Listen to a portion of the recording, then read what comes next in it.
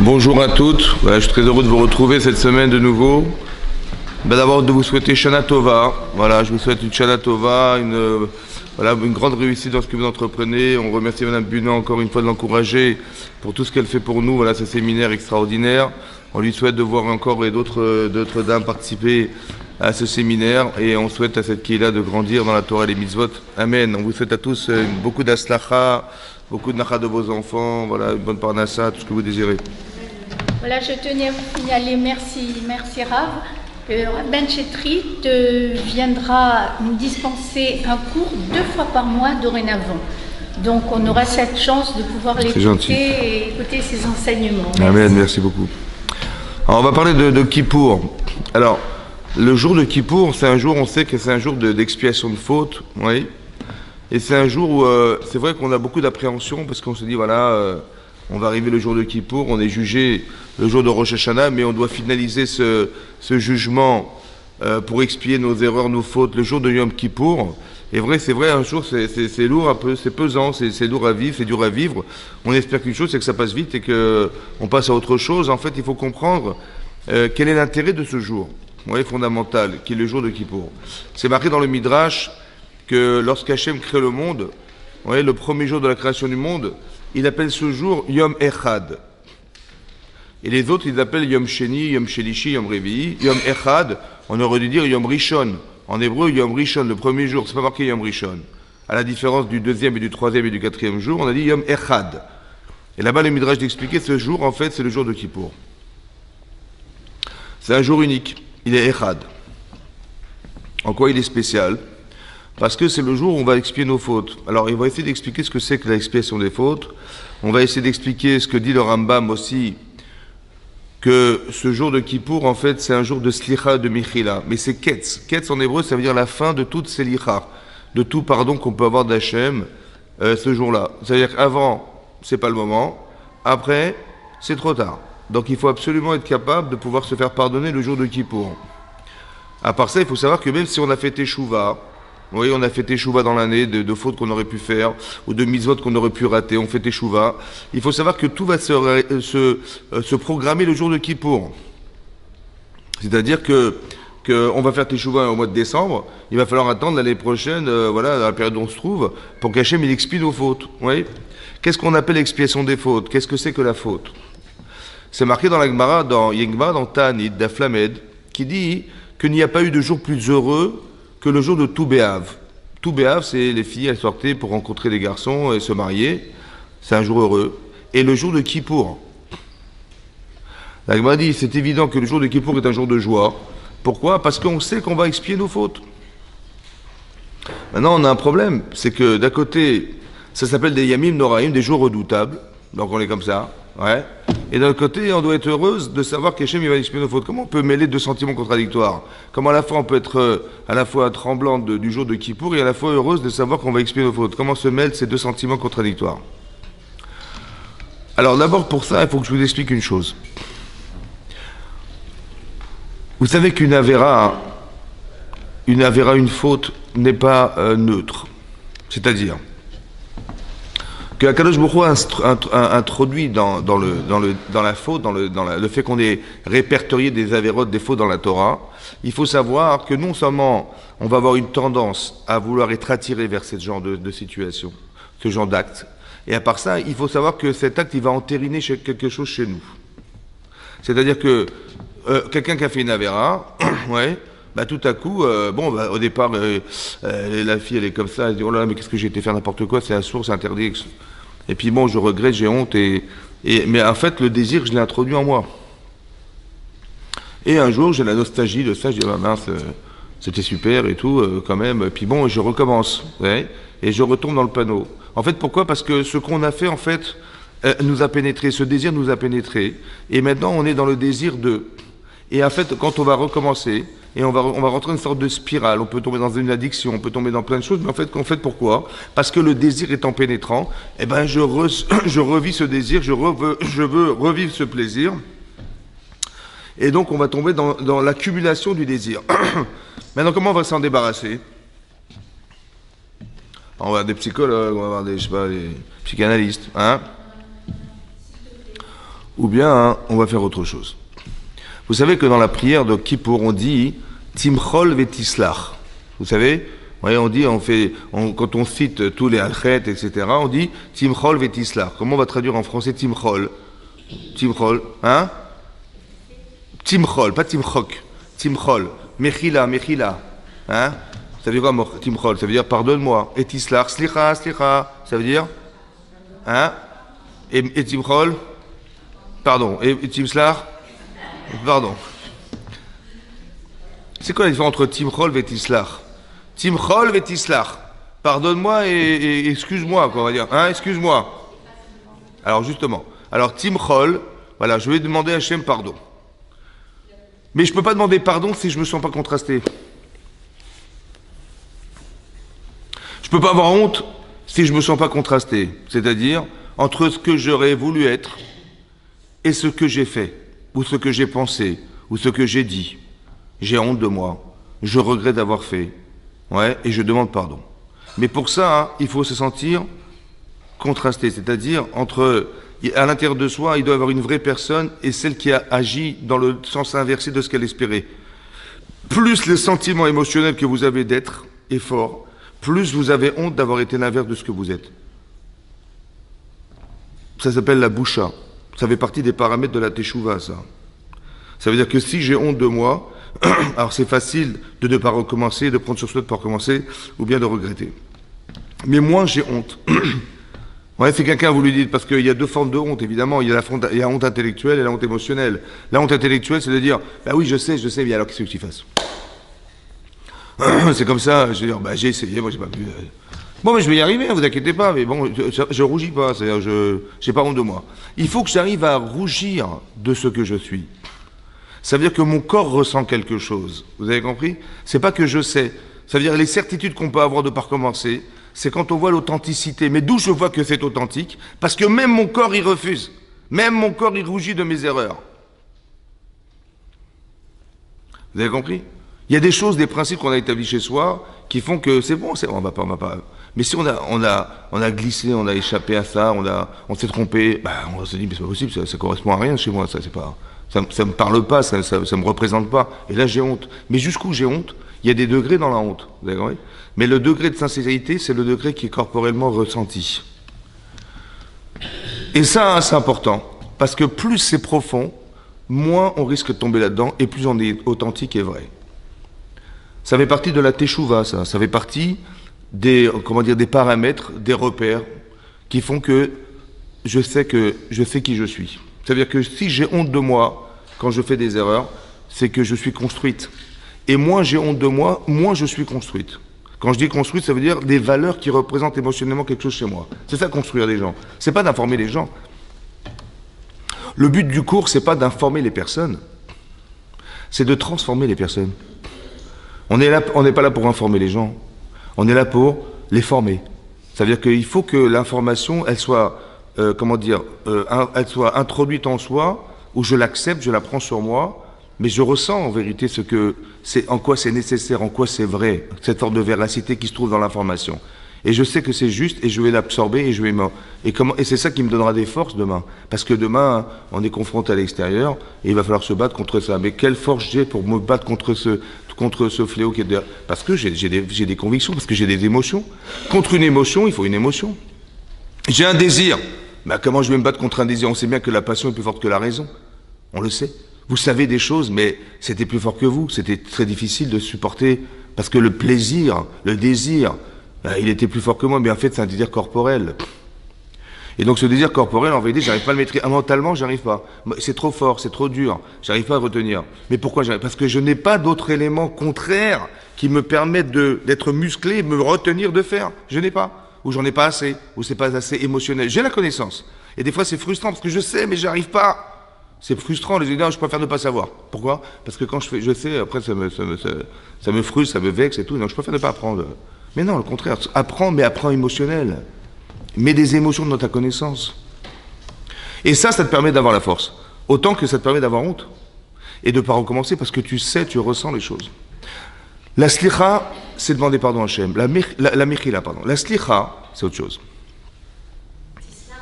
Il y a marqué Timchol. Moi, je viens, je dis pardon à Hachem. Voilà, j'ai fauté, je dis pardon. Timchol. Mais Tislach, toi, excuse-moi. En quoi m'excuser? C'est quoi la slicha? Il faut savoir que la slicha d'Hachem, c'est d'arriver à effacer chez nous le désir qui a été pénétrant, qui nous empêche en fait de faire des choix. On est prisonnière de quelque chose. Alors je dis Hachem, de même manière que tu l'as introduit en moi, tu l'enlèves. C'est-à-dire d'avoir la capacité de faire un choix. Comment ça s'explique ça? Le Rambam, dans le deuxième chapitre de l'Eachot de Teshuvah, il dit là-bas, c'est quoi un Baal Teshuvah Gmora? C'est quoi un vrai Baal Teshuvah? Quelqu'un qui a fait Teshuvah. Ou du moins, comment il va savoir que ça a marché, sa Teshuvah a fonctionné? Comment il va savoir? Alors, il dit qu'une fois, il a fait une avéra, une faute avec une femme, il a eu un acte d'adultère, je sais pas, un acte de... et très amoureux d'elle, mais il fait Teshuvah. Il dit, bon, c'est bon, j'arrête, c'est pas ce que j'aurais espéré qu'on fasse, et que je sois, quoi. Et Lyon, il fait une vraie Teshuvah. Bon, et un jour, il se retrouve avec elle, il s'isole. Bon, il se retrouve dans un bureau fermé, elle est là, la fille. Il est dans un même contexte. Il a la force physique, il est toujours amoureux d'elle. Tout est présent. Dit le Rambam, mais il est capable de se retenir et de sortir. Ça s'appelle un Baal Teshuvah Gmora. C'est un vrai Baal Teshuvah, ça.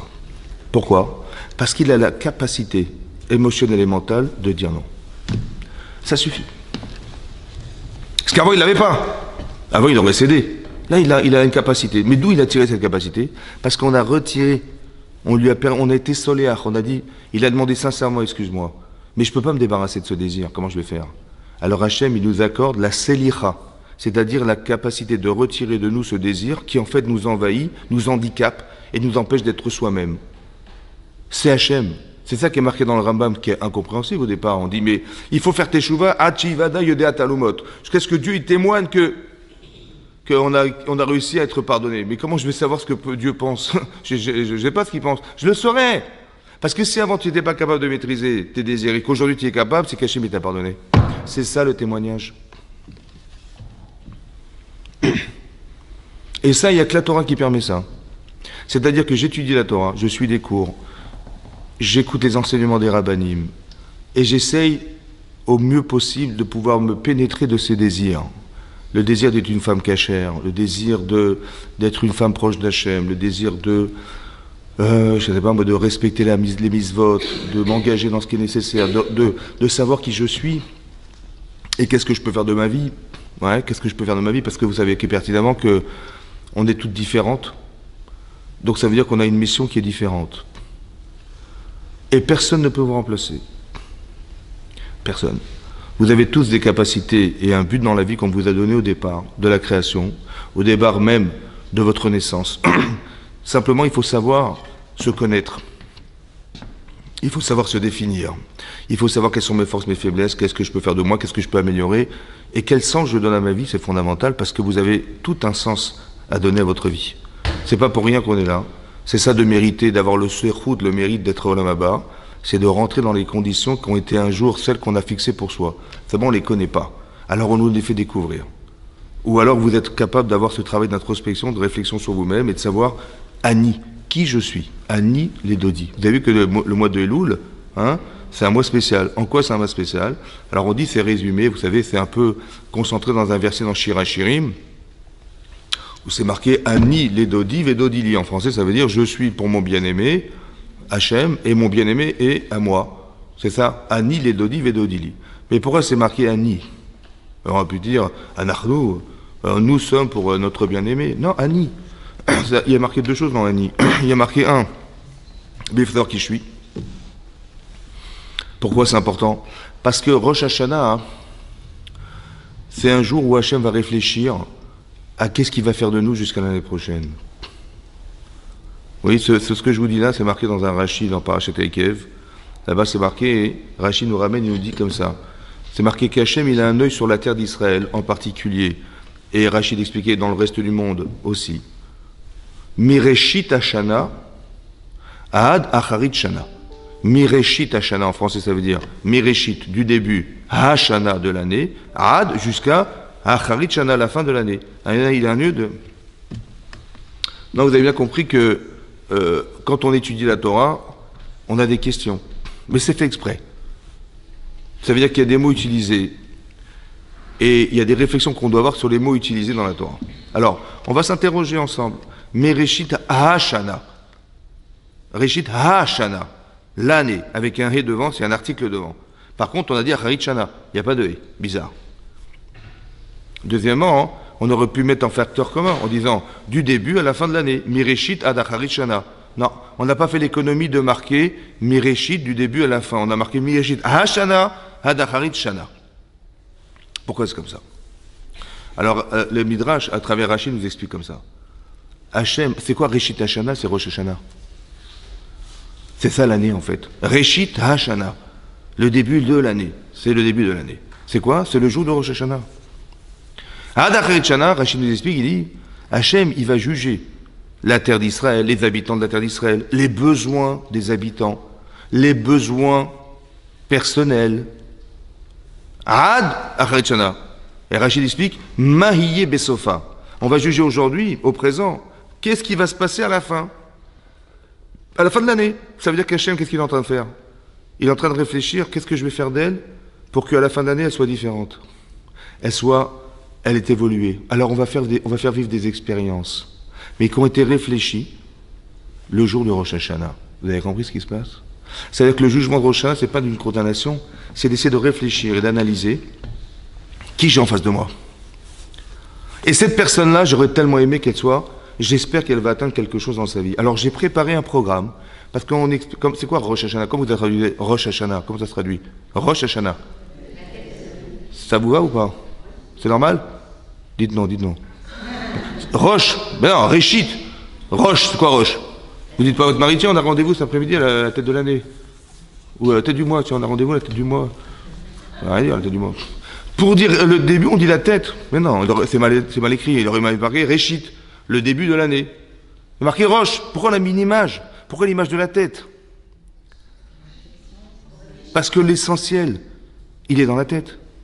L'essentiel, il va être le jour de Rosh Hashanah. Ça a été réfléchi.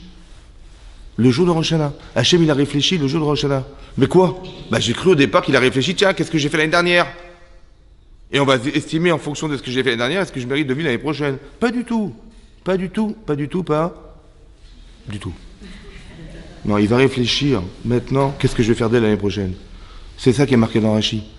Maïye Besofa, c'est-à-dire qu'on nous a préparé un petit programme qui, normalement, si on a bien compris le système, c'est de comprendre qu'on va traverser des événements. On va devoir faire des choix. Mais en fait, il y a des circonstances, il y a des considérations, il y a un environnement qui amène à penser. Est-ce que j'ai les yeux pour voir? Est-ce que j'ai la réflexion qui est la bonne pour comprendre ce qui m'arrive? C'est pour ça que je dis qu'il faut étudier la Torah pour bien comprendre que ce qui nous arrive a été pensé, a été réfléchi. Alors quand je dis mais qu'est-ce qui m'arrive et je fais le constat de ce qui m'arrive et je dis je me plains de ce qui m'arrive, en fait je me plains contre qui? Celui qui a pensé. C'est stupide. Il faut pas faire, c'est pas comme ça qu'on réfléchit. Qu'est-ce qu'il a voulu que je traverse Hachem? Qu'est-ce que ça a changé dans ma vie? Qu'est-ce que ça a transformé chez moi? C'est ça que je dois comprendre. Pas ce que je vis, mais ce que je deviens. Donc quand je vois qu'on a voulu me montrer des forces, des fois on va vous montrer des décadences, on a voulu montrer des défaillances, je dis merci. Merci de savoir, je ne savais pas. Vous avez compris?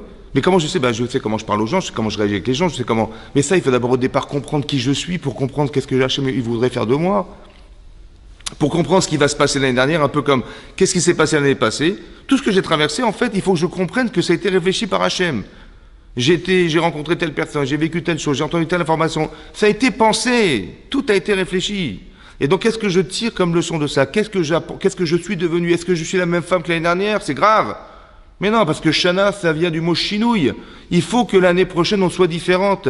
Il faut qu'on ait senti qu'on a changé, on a évolué. Quand je dis changer, ça veut dire dans le bon sens. Je suis plus la même femme qu'avant, Donc j'ai traversé des expériences de vie qui ont été heureuses ou moins heureuses, peu importe, en tout cas il en reste, que ça a forcément transformé quelque chose chez moi. Je ne peux pas rester indifférente. C'est ça vivre. C'est ça vivre. Et ça a été jugé. Maintenant, on m'a envoyé des épreuves, c'est vrai. Des fois j'ai réussi, des fois j'ai succombé, des fois j'ai fait... Et après j'ai dit, mais je sais maintenant qui je suis. Je connais mes forces, je connais mes faiblesses. je sais ce que je ressens dans ma vie, je sais ce que je pourrais faire de ma vie, je sais. Alors je te demande Hachem, c'est ça, on demande à Hachem de nous inscrire dans un livre. Mais Dieu, il n'a pas de livre, je vous rassure. Il n'y a pas de stylo non plus. Le livre, vous savez ce que c'est que le livre? Le Yarbetz, il explique que le livre qui est devant Hachem, c'est la conscience humaine. Tout ce que vous faites s'inscrit quelque part. Alors il n'y a pas quelqu'un là-haut qui écrit tout ce que vous faites. Non. Tout ce que vous faites s'inscrit en vous. Il y a ce qu'on appelle le corps, ce qu'on appelle la neshama. Entre les deux, il y a la conscience. La vraie conscience, c'est vous. Parce que ce que vous allez faire de vous s'inscrit en vous. Vous pouvez vous cacher dans un trou, hein. Dire personne ne m'a vu, super. Mais vous l'avez inscrit en vous, c'est stupide. Donc quand vous vous présentez devant Hachem, on se présente devant Hachem, vous pouvez vous cacher, vous faire ce que vous voulez, de toute façon vous l'avez inscrit en vous. Vous en avez la mémoire, vous en avez la conscience, mais c'est dans votre conscience, ça sert à rien, c'est stupide.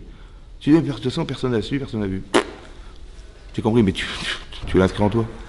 Donc ce que j'ai accepté d'inscrire en moi, des fois c'était super, ça m'a aidé, et des fois ça m'handicape. Alors je demande à Hachem, je t'en prie, slicha, ouais, sois soléar, ça veut dire, tu l'as fait rentrer, je t'en supplie, fais-le sortir.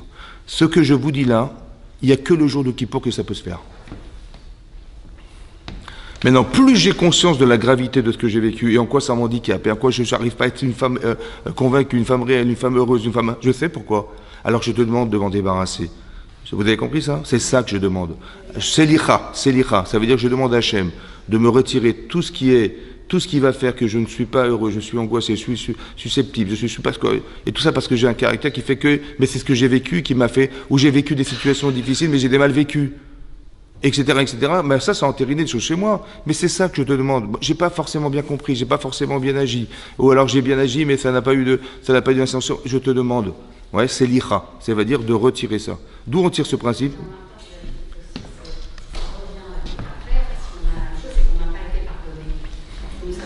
Qu'on n'a pas été sincère. J'ai pas eu honte. Suffisamment honte.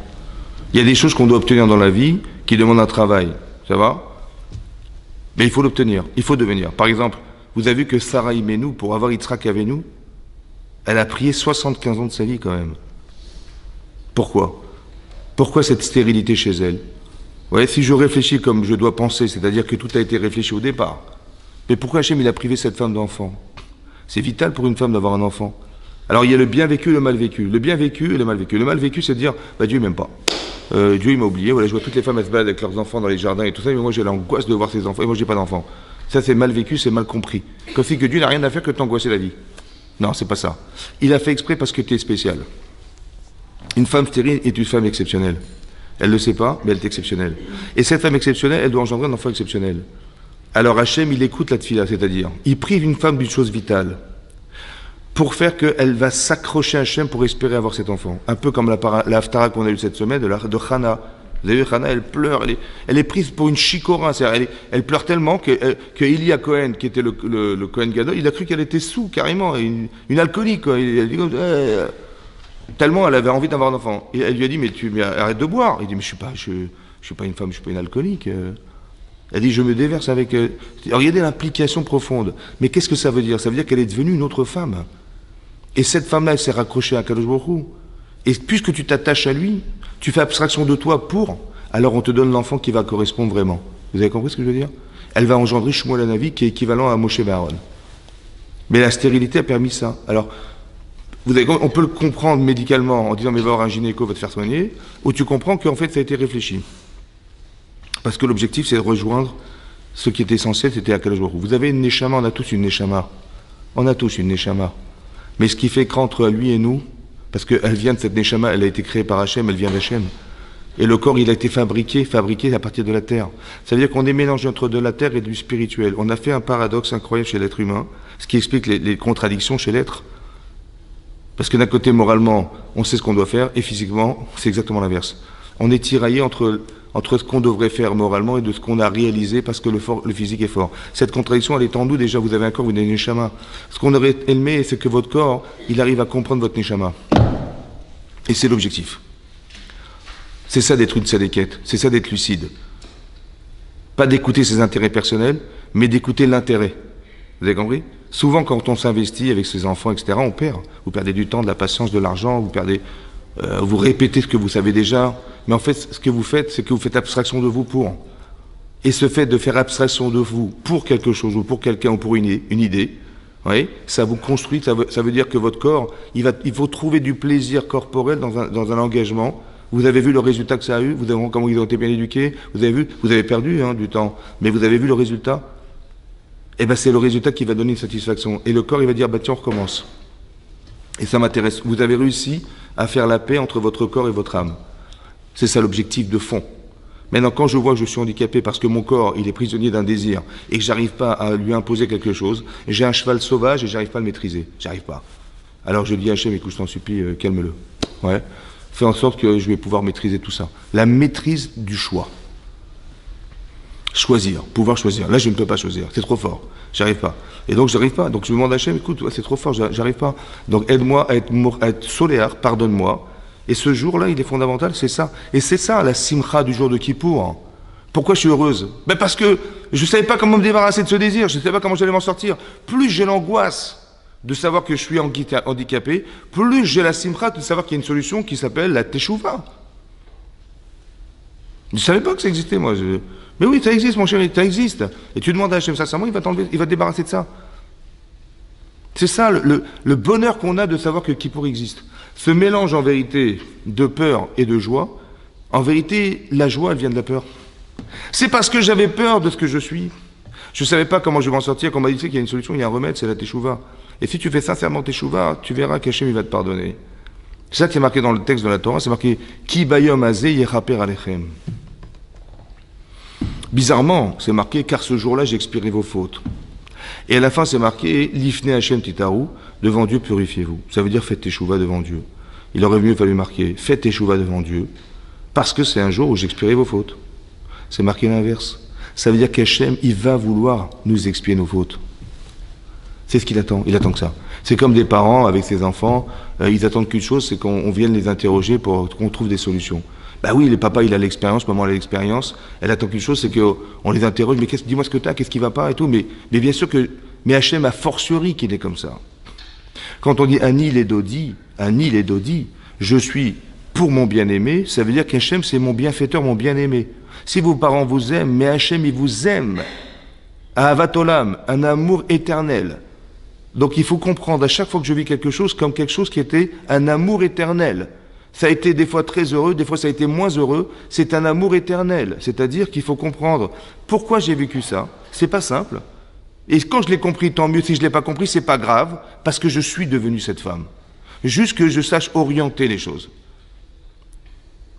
Et l'orientation, elle dépend d'autre chose. L'orientation de la lecture, elle ne dépend pas de votre intellect, simplement. Elle dépend des midotes, c'est-à-dire des vertus. Parce que ce que vous êtes, en fait, va être articulé, votre pensée va être articulée par vos midotes, en fait. Par vos qualités humaines, vos défauts. Alors je vous explique. Quelques exemples dans la Torah pour que vous compreniez le principe. Je vais vous donner deux exemples. Premier exemple, c'est les Meraglim. Vous savez que les explorateurs ont été envoyés en Israël pour explorer la terre d'Israël. D'accord? Bon, au bout de 40 jours, ils sont revenus et ils ont dit, vous savez, un défaut qu'on a vu là-bas, c'est que c'était Eretz Ochelet Yoshvea. C'est une terre qui consomme ses habitants. Ça veut dire quoi? Il y a des épidémies, il y a des maladies, je ne sais pas ce qu'il y a là-bas. Ils enterraient des morts tous les jours. Hein. On a exploré toute la terre d'Israël. Hein, et bien tous les jours, on voyait des types enterrer des morts tous les jours. Voilà. Bah, je ne sais pas ce qu'il y a dans ce pays, mais bon, vous avez envie de vivre là-bas? Moi je n'ai pas envie.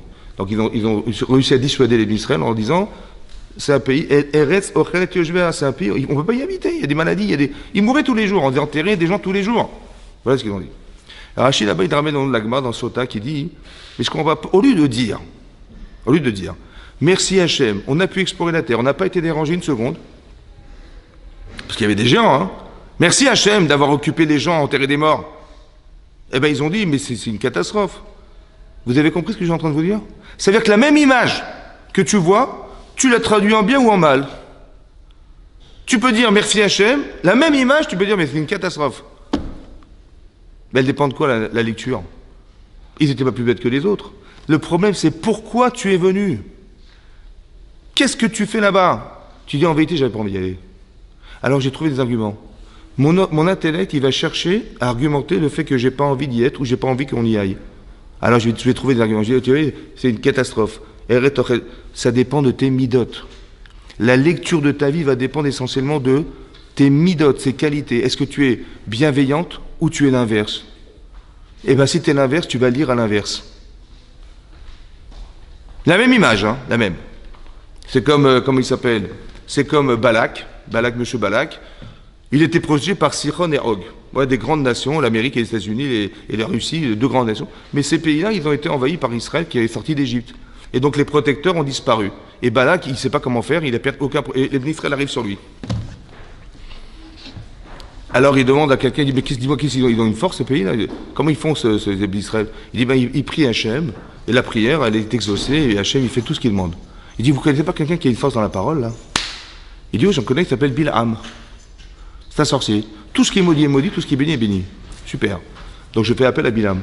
Donc Balak, il va envoyer des gens chez Bilham. Il dit, écoutez, monsieur, voilà, il y a des Israël qui arrivent, là, ils vont nous envahir. Écoutez, je vous donne 5 millions d'euros. Hein, vous les maudissez, on s'en débarrasse. Ça va? Et donc il envoie des gens pour lui annoncer qu'il est... Bon. Bilham, il reçoit, ce fameux sorcier, il reçoit ces gens-là, la milice qui était arrivée de chez Balak. Et il dit, voilà, on vous a proposé 5 millions d'euros, si vous pouvez les maudire, ça nous arrangerait. Alors il dit, écoutez, je ne sais pas, je vais dormir ce soir, je vous dirai demain matin. Je vais voir ce que Dieu va me dire. Il va demander à Hachem de maudire ses enfants. Vous voyez le truc? Bon. Alors Hachem lui dit, écoute, lo telech imahem. Hachem lui dit, ne va pas avec eux. Vous avez compris? Ça veut dire quoi? Ça veut dire, reste chez toi. Hein? Voilà. Bon, le matin, il se réveille, il dit, je suis désolé, je ne peux pas venir avec vous. Je suis désolé, 5 millions d'euros, il ne faut pas exagérer. Hein. On parle en milliards, là. Bah oui, parce que, attendez, ils vont vous envahir. C'est des milliards que vous allez perdre. Alors proposez-moi quelques milliards, 5-6 milliards, je comprends, mais 5 millions, c'est honteux. Hein. Et puis bon, il m'a envoyé des petits gens, des petites personnes. Bah attendez, envoie-moi des ministres, envoie-moi des... Qu'est-ce que dit Rachid sur place? Rachid dit que Bilham, vous savez ce qu'il a compris? Qu'Hachem lui a dit, ne va pas avec eux. Mais c'est sûr qu'il faut y aller. Mais pas avec eux, c'est honteux. Vous avez compris ce qu'il a dit? C'est-à-dire qu'il a mis du stabilo sur avec eux. Rachid, il avait tellement d'orgueil, cet homme-là, qu'il a dit, même Hachem, il est d'accord avec moi, ça se fait pas ce qu'ils ont fait. Non, franchement. 5 millions, mais c'est ridicule, 5 milliards. Il m'a même dit à moi, mais tu vas pas y aller. Tu vas pas accepter, il faut autre chose, il faut aller avec d'autres. Comment il a compris comme ça? Il est tordu, ça. C'est pourquoi? Parce que les midotes. Il est tellement envieux d'avoir de l'argent, tellement orgueilleux, tellement qu'il va lire à la lecture de ce qu'il est lui-même. Mais demain, il va m'arriver quelque chose. Mais comment je vais lire? Si je suis pas une sédéquette, mais comment je vais comprendre? Si je ne suis pas, j'ai pas d'humilité, j'ai pas de bienveillance, je suis pas patiente, mais comment je vais faire? Vous avez compris? Donc ça veut dire qu'on doit faire un travail de teshuva. Mais la teshuva, c'est pas de la religion. La teshuva, c'est quelque chose qui nous permet d'être lucide. Déjà de voir correctement, déjà. Et après, donc, on n'est pas idiote, donc on comprend, mais seulement à la lecture de ce qu'on va voir, comment on va le traduire, c'est ça le problème, vous avez compris? Faire teshuva, c'est pas seulement regretter des actes, c'est regretter ce qu'on est. Parce que ce que vous avez faire, c'est ce que vous êtes. Ce qu'on fait, c'est ce qu'on est. Ça va? Si on est envieuse, si on est orgueilleuse, si on est, je sais pas moi, si on est rancunière, vengeresse, tout ce que vous voulez, toute la saleté là, c'est comme ça que ça va se passer. On va être rancunier, on va être stupé, on va être susceptible, tu sais comment elle me parle, mais tout ça c'est des midotes, en vérité c'est des midotes. Et c'est pour ça qu'on a agi comme ça. Alors que si on avait un peu plus de patience, plus d'humilité, plus de bienveillance, plus d'empathie, plus d'amour, la vie a changé. La façon de se comporter avec son mari, avec ses enfants, c'est pareil, avec les amis, avec les gens. Quand on est aimé, c'est qu'on aime. Et quand on n'est pas forcément aimé, c'est qu'on n'aime pas. C'est ça qu'on dit dans les Sheva Brachot, ouais. On dit les Khatanim, ils sont Re'im à Aouvim. En français, ça veut dire on aurait dit des amoureux. Ouais. Comme ça dit Rachid dans la Gemara, dans Ktuvot, il dit des amoureux, des gens qui s'aiment. En fait, il y a pas marqué qu'ils s'aiment, il y a marqué qu'ils sont aimés. Ça veut dire quoi? Ça veut dire qu'en fait, peut-être qu'on ne sait pas aimer. Par contre, si on est aimé, c'est qu'on aime. Si je suis aimé par ma femme, c'est que je l'aime. Parce que si je l'aimais pas, je le sentirais, elle m'aimerait pas. Donc c'est pas retour, ben oui, c'est comme ça. C'est-à-dire que si je suis aimé, c'est que j'aime. Mais si je suis pas aimé, c'est quelque chose qui le dérange. Ou ma femme ou mon mari, peu importe, vous avez compris. Le but, c'est pas d'aimer, c'est d'être aimé, parce que aimer, je sais pas aimer. Peut-être que j'aime pas assez, peut-être que j'aime pour moi-même, peut-être que je me fais plaisir, je sais pas. Alors qu'en vérité, ouais. Par exemple, des exemples de Kibud Avem, d'honneur de ses parents dans la Gemara, dans Kiddushin, ouais. La Gemara donne des exemples bizarres. Elle dit, une fois, il y a un homme qui s'appelait Dana Ben Netina, c'était quelqu'un qui était très proche de la royauté de Rome, un grand notable. Et un jour, sa mère, elle est venue, elle lui a foutu une claque en pleine figure, devant tout le monde. Hein. Elle lui a arraché ses vêtements, elle lui a pris sa bourse d'argent, elle l'a jeté dans la mer, et il n'a pas bronché. Et la Gemara dit, ça, c'est un cavote qu'il a fait à sa mère. Mais moi, je pensais qu'il allait lui offrir une voiture. Enfin, pour son anniversaire, il va offrir une voiture à sa mère. Qui vous avez, ouais. En vérité, quand j'offre un cadeau à ma mère, je ne sais pas si c'est parce que ça me fait plaisir ou c'est parce que je l'aime. J'en sais rien du tout. Par contre, si j'ai été confronté à un affront, c'est son amour contre le mien. Vous avez compris la différence? Si je n'ai pas bronché, c'est que son kavod, il est plus important que le mien. C'est là que je sais que je suis respectueux. C'est pour ça que la Gemara, elle parle d'un cas pareil. Si il avait réagi, il me dit, t'as pas honte devant tout le monde, tu me fais ça, c'est qu'en fait, soit on a un respect de l'un pour l'autre qui est commun, qui est équivalent, soit il est moins important son respect que je lui dois que le mien. Mais je le sais parce que c'est dans la confrontation entre le respect qu'elle me doit et le respect que je lui dois. Si je respecte ma mère ou mon père, c'est que son respect il est plus grand chez moi que le sien. Or, si je râle, c'est qu'il est égal ou bien il est inférieur au mien. C'est là que je sais que je respecte. Vous avez compris que c'est pas dans le comportement, c'est dans la capacité d'avoir donné de la consistance chez ma mère, que je considère comme étant très valeureuse, c'est comme ça que je vais réagir.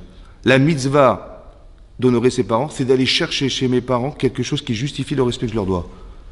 Plus tu cherches et tu trouves et tu te sens émotionnellement touché par tout ça, c'est comme une case vide que tu dois remplir dans ta tête. Et si plus elle est pesante et émotionnellement touchante, et plus tu vas respecter la personne. Et moins il y a de l'élément dedans, et moins il y aura de respect, c'est comme ça. Autant dans les couples, autant dans les enfants, autant dans les parents, pareil. Vous avez compris? Donc je vois que la façon de réagir, elle dépend essentiellement de ça. C'est-à-dire qu'on ne va pas faire teshuva sur ce qu'on a forcément fait, il faut faire teshuva. Mais par exemple, imaginez-vous quelqu'un qui est impétueux, quelqu'un qui est coléreux, il va s'excuser auprès de sa femme, son mari, ses voisins, ses amis, son employé, son employeur. Mais t'as pas compris, ton problème c'est que t'es nerveuse. Ton problème c'est que t'es insupportable. Alors tu vas demander pardon à tout le monde, mais tu dis excusez-moi, j'ai vraiment été insupportable, excusez-moi mesdames, excusez-moi. J'ai compris, mais combien de temps dans ta vie combien de temps dans ta vie tu vas demander pardon?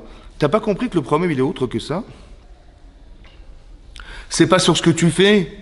Bien sûr qu'il faut faire tes chouvas sur ce qu'on a fait, mais essaie de faire tes choses sur ce que tu es. C'est pour ça que c'est marqué dans la Gemara, dans Rosh Hashanah. Il y a 4 choses qui vont déchirer un décret divin. C'est marqué dans la Gemara, dans Rosh Hashanah, oui, que si on a Chas v'Shalom décrété quelque chose de difficile pour une personne, mais dans son intérêt, alors pour éviter ça, il y a 4 choses qui déchirent un décret divin, et voire 5. La Gemara dit que la prière, ça veut dire la conscience que j'avais d'Hachem dans ma vie, il n'était pas assez importante. Alors la prière va permettre de cristalliser ce rapport avec Hachem. La prière. Et et si je prie sincèrement, ça déchire un décret divin qui était de dire que j'étais pas proche d'Hachem dans ma vie. Ça va? La deuxième chose, c'est changer ses actes. Sa façon de faire. Pourquoi? Parce que c'est parce que vous allez agir que vous allez changer. Donc si j'ai décidé de le faire, je fais. Ouais, ça suffit pour Hachem pour dire écoute, elle a changé, super, j'avance. Je déchire ce que j'avais prévu d'elle. Parce que la personne que je jugeais n'est pas la personne qui agit, parce qu'il s'est forcément passé quelque chose dans sa tête pour faire que maintenant, madame, elle fait quelque chose qu'elle ne faisait pas avant. Ça veut dire qu'elle n'est plus la personne d'avant. Alors je déchire. Shinui Hachem, changer son nom. D'où la Gemara elle tire ça. Elle dit parce qu'il y a une femme qui s'appelait Sarai. Alors Hachem, il a dit à son mari, elle s'appellera Sarah dorénavant. Et lui, il s'appelait Avram, il va s'appeler Avraham. Mais qu'est-ce que ça change de changer son nom? Oui, Avram, Avraham. Alors Avram, c'est Av, il est le père de Aram. Il habitait Aram, Avram. Maintenant, il est devenu Avraham. Avamon Goïm. Il devient le père des nations. Ça veut dire que l'amplitude qu'il a eue dans sa tête et dans sa vie, tellement énorme, que l'amplification a fait qu'il est connu en monde entier. Toutes les religions, on retrouve Avram dans toutes les religions. Mais pourquoi? Parce qu'il est un personnage exceptionnel. Mais comment? Parce qu'il est devenu cet homme. Sarah, il ne peut pas avoir d'enfants. Sarah, elle aura des enfants. Mais c'est à quoi il faut juste enlever le petit Yud là et mettre un petit à la place. Non, c'est que cette femme, je la reconnais plus. Elle était Sarah. Je la vois, je retrouve plus Sarah. Je vois une autre femme. Je dis oui, je m'appelle Sarah dorénavant. Qu'est-ce qu'elle a fait? Elle est devenue quelqu'un d'autre. Changer son nom, c'est de se dire concrètement. Imaginez-vous, j'ai construit ma personne, j'ai écouté des shurim, je me suis engagé dans ma vie dans certaines choses, j'ai pris sur moi des choses sur moi, etc. Et puis des fois on a dérapé. Oui. Eh bien je dois dire, je ne suis plus la personne du passé. J'ai honte de moi. Ani acher, comme ça dit le Rambam, Ani acher, je suis d'une autre personne. C'est pour ça qu'on n'a pas le droit de rappeler aux gens ce qu'ils étaient dans le passé. Parce qu'ils ne sont plus les gens du passé. Si nous, on ne peut pas se permettre de le faire, je ne peux pas dire à quelqu'un, rappelle-toi Shabbat, attends, on allait à Deauville, on faisait des grillades Shabbat sur la plage. On a kiffé, pourquoi tu te prives? Shabbat, tu restes à la maison. J'ai même pas le droit de lui dire ça. Si moi, j'ai pas le droit de lui dire, est-ce que Dieu a le droit de me rappeler? Si moi, j'ai pas le droit de le dire à Seb, est-ce que Dieu a le droit de lui rappeler son passé? Mais non, c'est sûr que non. Parce qu'on est une autre personne. Il suffit simplement de se dire à Rosh Hashanah et Kippour maintenant, je veux être une autre personne. J'aspire à être quelqu'un d'autre. J'ai envie d'avancer dans ma vie. J'ai envie de changer. Ça suffit pour déchirer. Vous avez compris? Pas plus, c'est pas compliqué. Shinui Hashem. Shinui Hashem. Shinui Maaseh. Shinui, de changer son nom, prière, machin. Tzedaka. La tzedaka, la charité, elle sauve de la mort. Moi, je ne savais pas qu'en mettant de l'argent dans une boîte, ça sauvait de la mort. Hein? Une petite coupa, hop, 1 euro, hop, et hop. Un médicament simple. D'abord, il faut comprendre ce que c'est que la mort, pour comprendre en quoi ça sauve de la mort. Si je mets de la tzedaka dans une... Je vois un type dans la rue, il tend la main. Je lui donne de l'argent dans la main, je suis sauvé de la mort. Non, mais c'est marqué comme ça. Tzedaka, tatsil memavet. Si de donner de l'argent à des pauvres, ça sauve de la mort. Si de donner de l'argent à des pauvres, ça sauve de la mort. Oui? C'est quoi la mort? Ça sauve. Le médicament qui sauve de la mort, c'est de donner de la tzedaka. Donc c'était quoi la mort alors? Puisque ça sauve, hein? Exactement. Ça veut dire que l'égoïsme. Vous savez ce que ça veut dire mort? C'est pas mort, ça veut pas dire qu'il va mourir, hein? Ça veut dire qu'il est mort. Un type, il voit quelqu'un dans la rue comme ça, qui tend la main, il dit, je t'en supplie, il pleure, hein? Il fait, il me saoule, celui-là. Mais va travailler, mon vieux. Ça vit pas. Comment je sais? Parce que si tu étais à la place du pauvre, t'aurais envie de dire, va travailler. Le type, il est handicapé, c'est une fraise ouvrante, il va travailler, va débrouille-toi. Mais t'aurais aimé qu'on te dise ça? Non. Alors pourquoi tu le dis aux autres? Ben si tu le dis aux autres et que tu ne le ressens pas, c'est que c'est pas vivant. C'est ça qu'on appelle la mort. Donc ce qui sauve de la mort, c'est la sensibilité que j'ai eue d'avoir pu combler le manque des autres. Ça veut dire que je vis. Comme si que vivre, c'était faire vivre. Vivre, c'est faire vivre. Mort, c'est de laisser mourir. Vous avez compris? Si je suis indifférente à ce qui se passe autour de moi, c'est que je ne vis pas. Comme un mort, tu lui parles, il ne bouge pas. L'insensibilité, c'est ce qu'on appelle le livre de la mort. C'est pas hasbécha. Comme quelqu'un, il fait une avéra, et tout à coup, il met les tefilines. Il va faire la prière, et je n'ai pas compris, ça va? Tu vas bien, ça va? Tu sens pas... qu'est-ce qu'il y a? Écoutez, des fois je fais des vidéos, je fais des avéra. Mais t'es pas dérangé, tu vois pas que tu te contredis, tu vois pas que tu contredis la trahison. Tu trahis Hachem, quoi. D'un côté, il te donne, il te fait respirer, il te fait voir, il te donne tout, et tu fais tu utilises ce qu'il t'a donné contre lui. Ça va? Tu vas bien? Ça va? Je dis, ouais, qu'est-ce qu'il y a? Mais ça veut dire que tu n'es pas vivant. Vivre, c'est pas respirer. Est-ce que tu vis? Est-ce que ça vit en toi? Il y a des avérotes, on dit chayev karet. On est coupé. C'est quoi coupé? Il y a des avérotes, vous savez, je vous explique. C'est comme une corde. On a une corde tendue vers Hachem. Ça va? Une corde. Maintenant, elle est tressée, cette corde. Il y a des fils dans la corde. La Avera, ça coupe un petit fil. Et des fois, ça coupe un autre fil. Quand vous ressentez que c'est pas grave, ça va, vous ne sentez pas que ça vous a coupé un lien avec Hachem, c'est que le Yetzara, il a gagné, hein. Il a coupé un petit peu le fil. Parce qu'on a une Neshama qui est reliée à Hachem. En vérité, on devrait croire en Dieu, c'était une évidence. C'est bon, j'ai d'autres intérêts. La religion, c'est bon, c'est un peu trop exigeant. Alors j'ai dit, bon, on va se calmer, ouais. Mais en vérité, bon, des fois je fais des avérotes. Mais en fait, quand on fait une avéra, on coupe le lien. Et des fois, il y a des avérotes qui coupent carrément la corde, quoi. Ce qu'on appelle rêve carré. C'est-à-dire qu'il y a des très graves avérotes qui coupent carrément la corde. Alors il faut rattacher, hein. Maintenant, ce que je veux dire par là, c'est que il faut savoir de quoi est fait, de quoi nous sommes faits. Il faut fondamentalement comprendre l'humain. Vous avez compris? C'est ça que veut Hachem, comprendre ça. Et savoir que l'objectif, c'est de se rattacher à lui. La teshuva, c'est pas d'avoir bonne conscience. C'est pas de se parler à soi-même en se disant, voilà, j'ai fauté, ouais, qu'est-ce que je suis bête, j'aurais dû faire comme ça, je vais faire comme ça dorénavant, et je me parle à moi-même. Non. La teshuva, c'est de se réconcilier avec Hachem. Je m'explique. Si un jour, je me dispute avec ma femme, bon, ça va, chacun, vous êtes disputé avec votre mari, et puis vous êtes agacé de cette vie-là, vous en avez marre, et vous prenez vos valises et vous barrez chez vos beaux-parents. Chez vos parents, d'accord? Et lui, il vous court derrière, ouais, vous êtes en pleurs, vous courez chez vos parents, et puis son mari, il a rejoint là-bas, il tape à la porte, et puis il voit son beau-père là, il fait, mais qu'est-ce qui se passe? Il dit, ben, je sais pas, elle est en pleurs, ma fille, elle est en pleurs, qu'est-ce qui se passe? Il dit, elle est où? Elle est dans la chambre. Bon, alors il ouvre la porte, il la voit pleurer sur le lit, comme ça, elle était malheureuse, la pauvre, ouais. Il la voit, il fait, mais, excuse-moi chérie, hein, Hachamnou, Baganou, Gazanou, Dibarnou Dofi, Velachonara.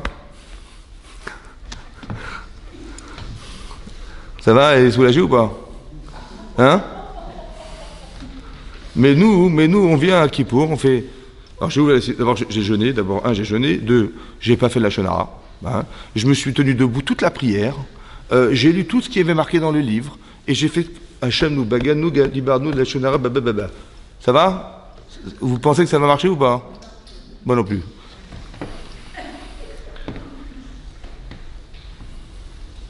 Ben, il faut de la sincérité. Parce que si j'arrive pas à me réconcilier avec elle, c'est une catastrophe. Ouais. Et si elle me dit, ouais, ça va, tu vas arrêter ton cinéma, ouais, genre une fois, deux fois, trois fois, moi je te connais par cœur, catastrophique. Vous avez compris ou pas? Donc il faut que je sois d'une sincérité, mais sincérité profonde pour qu'on arrive à se réconcilier. Mais avec quelqu'un, c'est pareil. Il faut de la sincérité. Donc quand vous disiez, oui, j'ai fait, mais ça marche pas, des fois je refais, je remarche pas. Mais parce qu'au fond de moi-même, je fais de la religion. Ça veut dire que je croyais qu'il fallait lire le texte, il fallait ta. On m'a dit de jeûner, j'ai fait tout ce qu'on m'a dit. Je suis très très sérieuse. Mais non, c'est sincère. Est-ce que tu comprends ce qu'engendre la Avera chez toi? La Torah, c'est pas de la religion. C'est de la compréhension humaine. Hachem, il nous a pas dit, vous allez être des religieuses. Il n'y a que dans les pâtisseries qu'on en vend. Mais c'est pas ça qu'on voulait. On voulait qu'on devienne des filles, des femmes sincères, des femmes des tzadikettes. Des fois, il faut s'engager, des fois, il faut faire le contraire. Il faut comprendre qu'est-ce qui nous tiraille à l'intérieur, qui nous dérange. Qu'est-ce qu'on doit, comment se réconcilier avec soi-même, comment se réconcilier avec l'Hachem. C'est comme ça. Mais vous avez quelqu'un qui est en face de vous, mais qui est d'une authenticité extraordinaire. Et c'est lui qui a organisé tout ce programme de toute notre vie, c'est lui qui l'a organisé. Donc des fois, il faut tirer la sirène d'alarme, il faut faire appel à lui, c'est comme ça. Ben, c'est ce qu'on fait, c'est le jour de Kippour. Le jour de Kippour, c'est un jour exceptionnel. Parce que si je ne le fais pas maintenant, il va falloir attendre l'année prochaine. Hein. Alors il vaut mieux que ça se fasse. C'est pour ça qu'on se prépare, on dit vous avez 10 jours devant vous. En vérité, il y a beaucoup de jours dans l'année aussi. Mais en fait, on devrait avoir l'appréhension de cette période-là, dans la simcha, de savoir qu'on va se débarrasser de tous les handicaps qu'on a à l'intérieur de soi-même. Merci Hachem. Vous avez compris ça? C'est un jour de joie, ça. De savoir qu'il va nous débarrasser de ça, mais c'est extraordinaire. Je vais être une autre femme, plus épanouie, plus heureuse. Je vais avoir une vision de ma vie plus positive. Vous avez compris? Avec Carrefour, mais je positive. Il faut s'habituer, c'est comme ça. C'est pour ça que c'est important que vous sentiez que la Torah nous aide. Et quand on dit que la Torah c'est un remède au Yetzer Hara, c'est pas que je vais lire la paracha de Nitzavim, la paracha de Vaikra, et c'est bon, Dieu il m'a pardonné. Il faut étudier les sujets qui vous perturbent. Et la Torah est une solution. La thérapie, c'est de comprendre comment le Yetzer Hara fonctionne en moi, ouais, et qu'est-ce que je peux faire pour solutionner ces problèmes-là de fond. J'ai un problème extérieur, un problème intérieur. On est tiraillé par l'extérieur et aussi l'intérieur. Vous avez compris? Ben, comment je solutionne, comment j'arrive à être maître de tout ce qui m'entoure? Comment je vais rester lucide? Ah, il faut des qualités humaines, il faut du courage, des fois, il faut de la ténacité, il faut des fois étudier, il faut comprendre, il faut ressentir, mais ça, c'est un travail que je dois faire tous les jours, ça. Vous avez compris, la vie de couple, c'est ce qui nous permet de ça. Vous avez des enfants, nous, on croit qu'on élève nos enfants. Bon. En vérité, j'élève mes enfants, hein, mais je m'élève avec mes enfants. Pourquoi? On dit élever. C'est moi qui m'élève, en fait. Parce qu'avant, je faisais ma vie, je faisais ce que je voulais. Hein. Quand j'étais étudiant, quand j'étais machin, on fait ce qu'on veut dans la vie, vous comprenez, on est libre. Maintenant, tu as une femme en face de toi, tu as un mari en face de toi, wow, il y a quelqu'un qui me regarde. Donc déjà, je fais attention. Ouais, j'ai pas envie de perdre ma vie de couple. Mais après, j'ai pas envie non plus que mes enfants, ils réussissent pas non plus. Donc je vais être obligé d'éliminer tout ce qui va pas chez moi pour que mes enfants, ils soient de bons enfants. Ça va? Je veux surtout pas être un mauvais exemple. Je veux surtout pas dire des bêtises. Donc qu'est-ce que je suis en train de faire? Ben, je m'élève. Je deviens une sédéquette par mes enfants. Vous comprenez ou pas? Je deviens quelqu'un d'autre grâce à mes enfants, grâce à mon mari. Donc le mariage, c'est un filtre extraordinaire de perfection de soi. Oui, non? Mais je suis obligé. Sinon mes enfants ils vont devenir quoi, des voyous, j'ai pas envie. Donc faire très attention. Et le niveau d'éducation, c'est mon niveau d'exigence sur moi-même. Parce que si je suis nonchalante, ben, il va être nonchalant. Ah non, je veux pas, je veux qu'il soit rigoureux, je veux qu'il soit respectueux, je veux que... Mais vous avez... Les enfants adorent les contradictions, c'est bizarre quand même. Hein. Papa, il m'a dit, mon chéri, il faut que tu révises ta Mishnah. Bon, papa, tu commences quand à étudier, j'ai pas compris. Tous les enfants adorent. Pourquoi? Parce que moi, ça les dispense. Mais c'est fait exprès. Pour que tu puisses pas mentir. Ou te mentir. Vous avez compris ce que je veux dire? C'est extraordinaire. C'est-à-dire qu'Hachem, il a tout fait pour qu'on arrive à être des tzadikim. Pour qu'on puisse mériter le Olam Haba. Voilà ce qu'il veut, en fait. Et donc, il a fait tout ça pour ça. Il a envie qu'on se retrouve, il a envie de lui-même de résider sur la terre, avec nous. Donc, il faut faire en sorte que ça puisse se faire. Mais il ne va pas résider nulle part et n'importe comment. Donc il faut qu'on lui prépare un terrain. Le terrain, c'est nous-mêmes. Le terrain, c'est ton cœur. Le terrain, c'est ce que tu veux. Tu veux laisser transparaître ton attachement à Hachem. C'est ce qu'il veut Hachem. Parce qu'au fond, on a une neshama il y a juste le corps qui nous empêche de l'atteindre. Mince. Alors j'en veux dompter ce corps pour qu'un jour il soit complètement annihilé à la volonté que j'ai d'exister pour lui. Et donc je retrouve Hachem automatiquement. Automatiquement. La émounade se fait automatique. Simplement, il faut éliminer ce qui nous empêche de l'atteindre. Donc la teshuva, c'est pas d'avoir bonne conscience.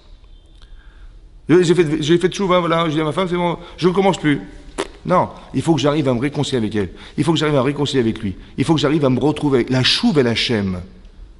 Il faut que je retourne vers Hachem. Il faut que j'ai la émounade Hachem. Il faut que je sache qu'Hachem, il est présent dans ma vie à chaque seconde. Et cette confiance que j'ai en lui, elle est permanente. Et tout ce qui m'arrive, je prie dès que j'ai un truc, je prie pour lui. Je remercie Hachem de ce qui m'est arrivé. Je prie Hachem de ce que j'ai. Je merci de ce que je vois. Merci Hachem. Oui, la santé, c'est pareil. Des remerciements permanents. Pourquoi? Parce que c'est comme ça qu'on nourrit cette conscience. On ne peut pas aimer des gens de façon théorique. Il faut l'aimer, là, il faut se rendre compte des bénéfices qu'on a, des privilèges qu'on a. Merci Hachem, merci.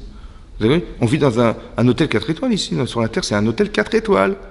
Bah oui, tu vois, tu parles, tu manges, tout ce que tu as, c'est en abondance, c'est extraordinaire. Mais parce qu'on est habitué, on est maintenant habitué, mais non, ne t'habitue pas, c'est pas normal. Tout ça n'est pas normal. Donc, ces bénéfices-là, il faut lui donner à son crédit. Et c'est comme ça qu'on crée des liens. C'est ce qu'on espère, Bézat Hachem.